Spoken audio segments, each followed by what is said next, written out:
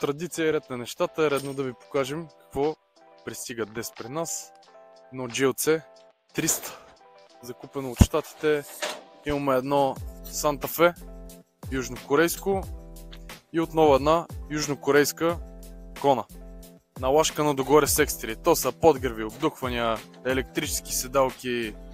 Догоре е заредена. Колата естествено е проверена. Всички коли, които виждате, са по заявка на клиент. Съответно, ако имате интерес относно такива изгодни предложения за проверени коли на реален пробег, може да се свържете с нас с номерчето долу в коментарите.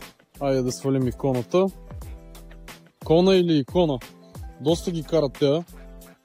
Икономични са, евтини за поддръжка и най-вече и доста удобни. Ето е. Здрава, права, готова за каране кола. Виждате, току-що е разтоварена. В какво състояние пристига една такава кола? Зле е, нали?